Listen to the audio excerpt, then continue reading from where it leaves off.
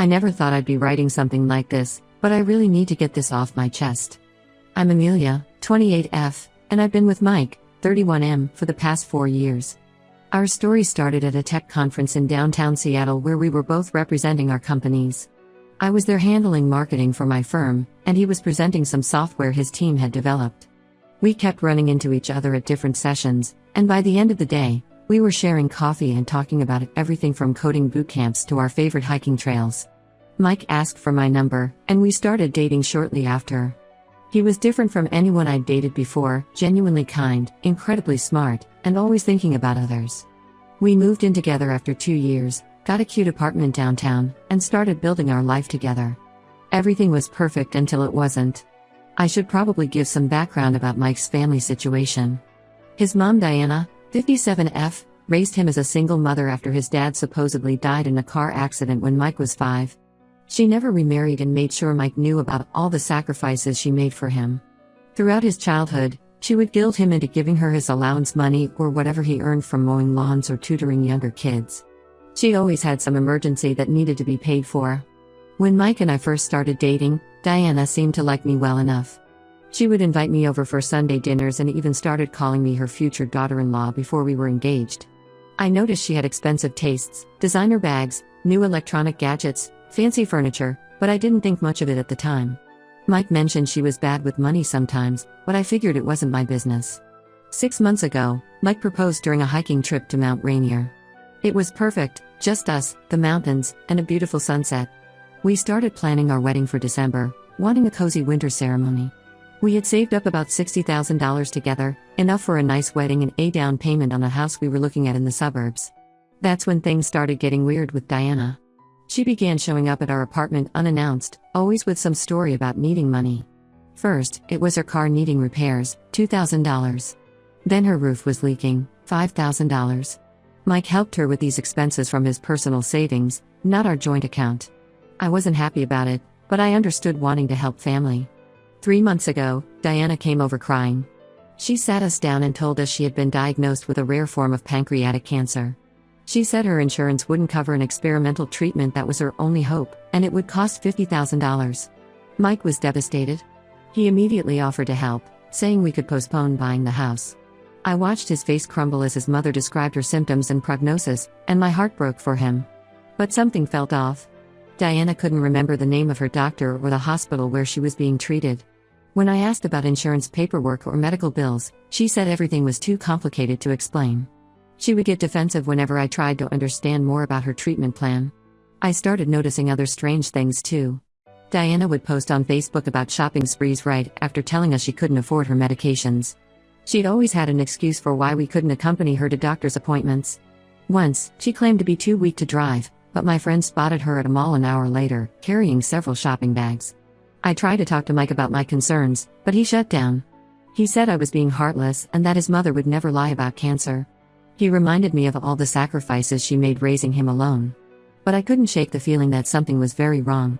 I started doing some detective work. I reached out to Mike's cousin Emma, 33F, who lives in Portland. She revealed that Diana had borrowed $15,000 from her 3 years ago, claiming she needed emergency surgery. She never paid it back and stopped taking Emma's calls. When Emma visited last Christmas, Diana acted like nothing had happened. Then I discovered something even more disturbing. Diana had recently joined a casino rewards program. I found this out because she accidentally dropped her wallet at our place, and while picking up her scattered cards, I saw the casino membership.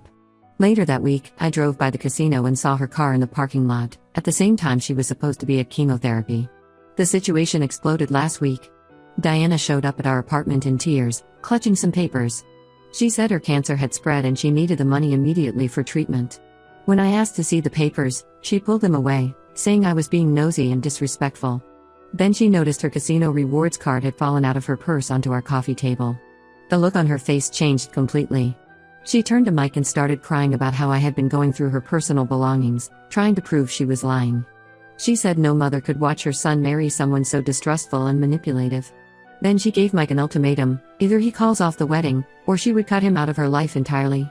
She even clutched her chest and said the stress I was causing might kill her before the cancer did. Mike was torn apart. He suggested we postpone the wedding until things calmed down. I couldn't believe what I was hearing. All our vendors were booked, deposits paid, and invitations sent.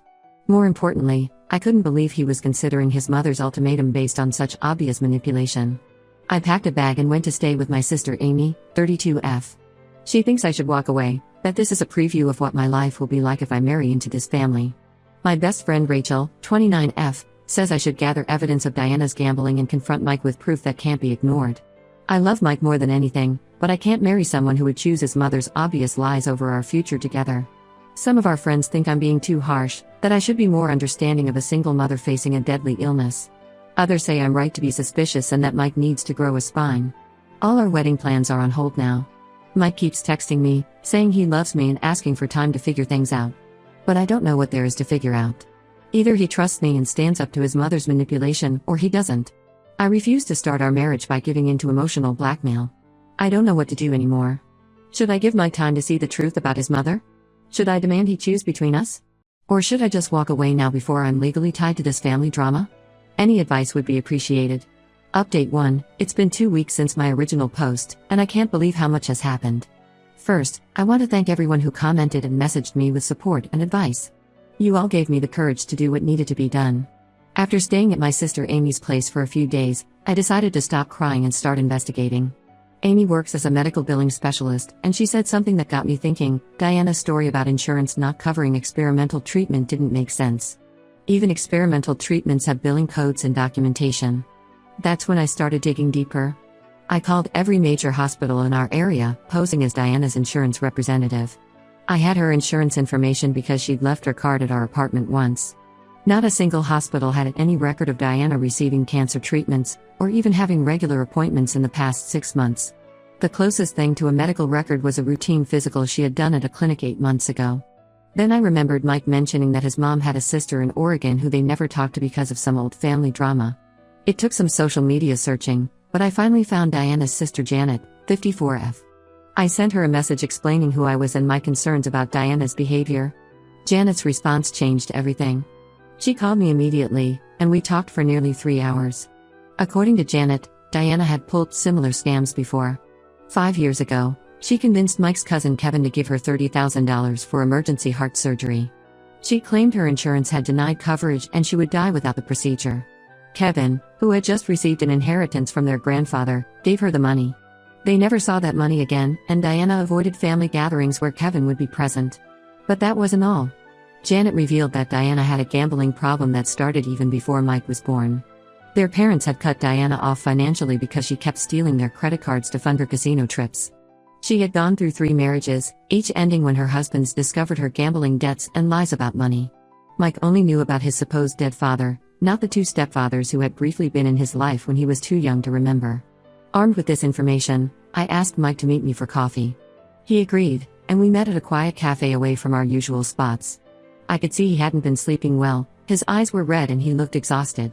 He told me Diana had been pressuring him daily to break up with me, saying her cancer was getting worse from the stress I was causing.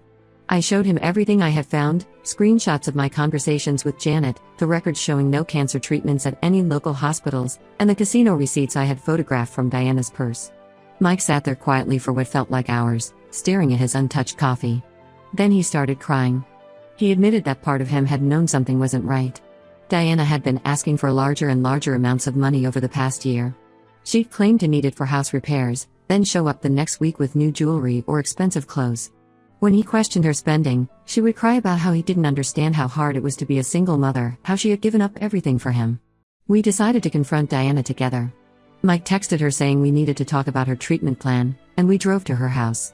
When we arrived, we found her perfectly healthy, lounging on a new leather couch I'd never seen before, watching TV and eating takeout Chinese food. No sign of the weakness and nausea she had been claiming were side effects of her chemotherapy. When we started asking questions about her cancer, Diana tried her usual tactics. She cried about how we were stressing her out and said she didn't want to burden Mike with all the medical details. But this time, Mike didn't back down. He asked for her doctor's name, the hospital where she was being treated, any paperwork about her diagnosis or treatment plan. That's when Janet showed up. I had texted her our plans, and she had flown in from Oregon to support us. Diana's face when she saw her sister walk through the door, I'll never forget it. She went pale, then red with anger.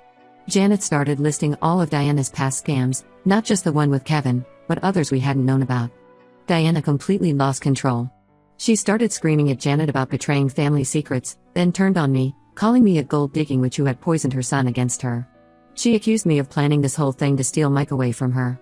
In the middle of her tirade, her neighbor Susan, 60F, came over to see what all the shouting was about.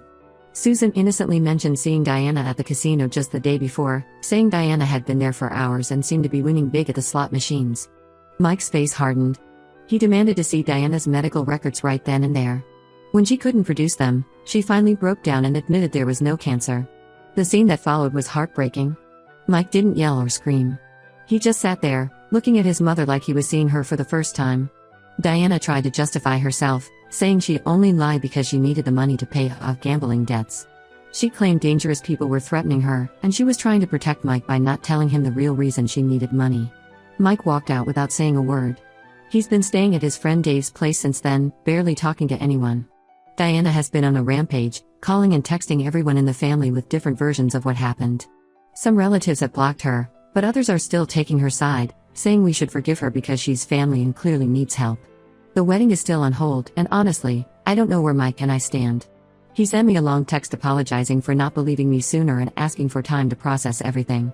I understand he's been through a massive betrayal, but I'm hurt that it took this much evidence for him to believe me over his mother's obvious lies. Some of Mike's relatives are pressuring him to forgive Diana, saying she needs support to overcome her gambling addiction. They're calling me heartless for exposing her lies instead of helping her get treatment. I just don't know if I can move forward knowing this is the family I'd be marrying into. Even if Mike stands up to his mother now, will he stay strong, or will she eventually manipulate her way back into our lives? I'm taking some time to think about everything. The venue is still booked for December, but I told Mike I need to see real changes before I commit to moving forward with the wedding. Janet has offered to help us understand more about Diana's past and the patterns of manipulation she's seen over the years. For now, I'm just trying to process everything and figure out what's best for my future. Update 2. It's been a month since my last update, and everything I thought I knew about Mike's family has been turned upside down. Mike and I started couples counseling 2 weeks ago to work through everything that happened with Diana. We found a counselor who specializes in family trauma, and during our third session, something came out that changed everything. The counselor asked Mike about his earliest memories of his father's death. Mike started talking about the car accident Diana had always described, but then he stopped mid-sentence. He remembered something that didn't fit the story, a memory of his father teaching him to ride a bike when he was 7, 2 years after he had supposedly died. This memory opened a floodgate.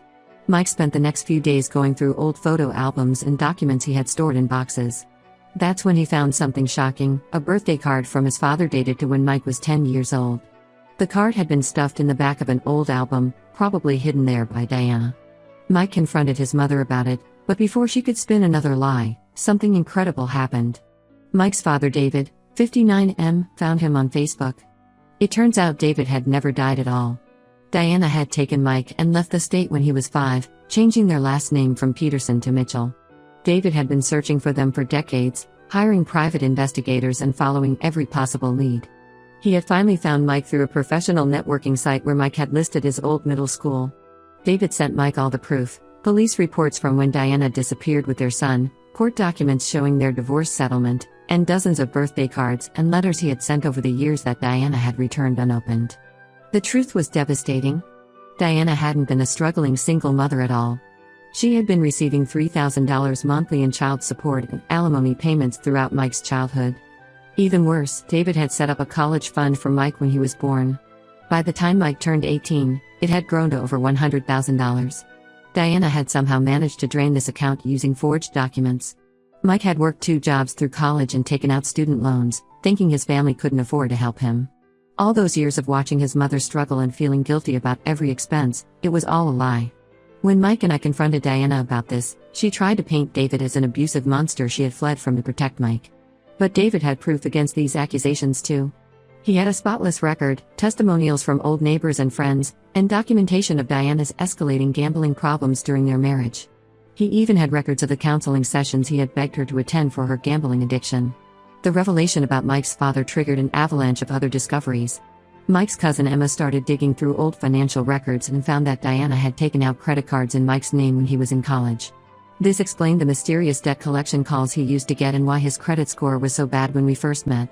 Diana had been using his social security number since he was a teenager. Some of Diana's former friends started reaching out after hearing what had happened. We learned that she had run similar scams in other states, sometimes claiming to have cancer, other times pretending to need surgery. She would drain people's sympathy and bank accounts, then move on to new victims. She had left behind a trail of devastated friends and family members. The most heartbreaking part was finding David's letters. He had written to Mike every week for years, sending them to Diana's parents' address since it was the only one he had. The letters were beautiful, full of love, advice, and hopes for reuniting with his son. Diana's parents had been giving her the letters to pass on to Mike, but she had been destroying them instead. She had robbed Mike of his father's love for over 2 decades. Mike is understandably devastated. He's struggling to process that his whole childhood was built on lies. The mother he had put on a pedestal, who he had defended against everyone including me, had been manipulating him his entire life. The father he thought was dead had been desperately trying to reach him all along. Our December wedding is officially cancelled, not because we're breaking up, but because we've decided to have a small ceremony instead. Mike doesn't want any of his mother's side of the family there, especially since we've discovered many of them knew parts of the truth but kept quiet to keep the peace. David has been incredible through all of this. He's patient, understanding, and so eager to build a relationship with Mike. They've been talking every day, sharing stories and getting to know each other. It turns out they have so much in common, same sense of humor, same love for old sci-fi movies, even the same habit of humming while they work. Watching them connect has been the one bright spot in this whole mess. Diana hasn't taken any of this well. When she realized she couldn't manipulate the situation anymore, she started spreading vicious lies about me and David. She's telling anyone who will listen that we fabricated evidence to turn Mike against her. She even showed up at Mike's workplace, causing such a scene that security had to escort her out. I'm still processing everything too. Part of me is relieved that the truth is finally out, but another part is terrified about what Diana might do next. Mike has already talked to a lawyer about the identity theft and credit card fraud. We're also looking into getting a restraining order because of her increasingly erratic behavior. For now, we're focusing on healing and building relationships with David. He's offered to help us with a down payment on a house, the one we almost lost to Diana's fake cancer scam. After everything that's happened, Mike and I are stronger than ever. Sometimes the worst situations show you who you can really count on. Update 3. 3 months have passed since everything came to light, and I wanted to share one final update. Mike and I got married last weekend, and despite Diana's best efforts to ruin it, it was perfect. We had a small ceremony at a beautiful garden venue, surrounded only by people who truly love and support us. Both my dad and David walked me down the aisle, something David said he had dreamed about since Mike first told him about me. The ceremony was intimate, with just 50 guests instead of the original 200 we had planned. My sister Amy was my maid of honor, and Mike's newfound half-sister Jessica, 26F, David's daughter from his second marriage, was a bridesmaid. It turns out Mike not only gained a father but also a sister who shares his love for coding and bad puns. They've become incredibly close over the past few months. We had taken precautions because we knew Diana might try something. We hired security and gave them her photo. Sure enough, she showed up about an hour before the ceremony, completely drunk and carrying a manila envelope she claimed contained proof that David was lying about everything. Security stopped her at the entrance, but she started screaming about ungrateful children and family loyalty. She threw the envelope on the ground. It was empty except for some old grocery receipts. When security tried to escort her out, she grabbed one of the flower arrangements and tried to throw it at me, but ended up hitting one of the security guards instead. They had to physically remove her from the property while she screamed that I had stolen her son and ruined her life. The funny thing is, her dramatic appearance only confirmed that we'd made the right decision in cutting her out of our lives. Even the few family members who had been sympathetic to her changed their minds after seeing her behavior.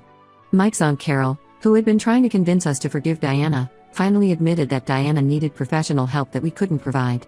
Mike has been going to therapy 3 times a week to deal with the years of manipulation and lies. It's been amazing to see him process everything and grow stronger. His relationship with David has blossomed in ways neither of them expected. They go fishing every other weekend, and David has been teaching Mike all about restoring classic cars, something Mike never got to learn growing up. We went completely no contact with Diana after the wedding incident. She hasn't made it easy. She creates new social media accounts almost daily to harass us, sends emails from different addresses, and even tried to reach me at work. We've documented everything and finally got a restraining order approved last week. She's not allowed within 500 feet of us, our home, or our workplaces. The last we heard, Diana was telling everyone who would listen that I orchestrated everything to steal her son's inheritance. She claimed I hired an actor to pretend to be David and that I somehow manufactured decades of legal documents. Most people see through her lies now, but she still has a few flying monkeys who believe her version of events. David has been incredibly supportive through all of this. He helped us with the down payment for our new house, the one we almost lost to Diana's gambling addiction. We moved in last month, and he's been over almost every weekend helping us fix up the place. It's been healing for Mike to do these fathers-and projects that he missed out on growing up. Mike's half-sister Jessica has become like the sister I never had. She's staying with us for a few weeks while she interviews for tech jobs in our area. It's amazing to see Mike experience healthy family relationships for the first time. He said he never knew family could feel this good, this supportive, without any strings attached or manipulation. We did find out that Diana has been trying to contact David's family, presumably to dig up dirt or create more drama. David's current wife Beth, 55F, received several rambling messages from Diana accusing her of stealing David away. They've blocked her on everything, but it's clear Diana isn't done trying to cause problems. The most unexpected outcome of all this has been the healing of other family relationships. Once Diana's web of lies started unraveling, a lot of old family conflicts were resolved. Cousins who hadn't spoken in years because of Diana's manipulations are reconnecting. It's like she had poisoned the entire family tree, and now that she's gone, it's finally starting to heal. Mike and I are focusing on our future together. We're talking about starting a family of our own, and it's comforting to know our children will have at least one set of loving, stable grandparents in David and Beth. Sometimes the family you choose, or rediscover, is better than the one you're born with. We're living proof of that. To everyone who supported us through this journey, thank you. Your advice and encouragement helped us stay strong through some really dark times. We're done letting Diana's toxicity control our lives. Sometimes cutting out the poison is the only way to heal.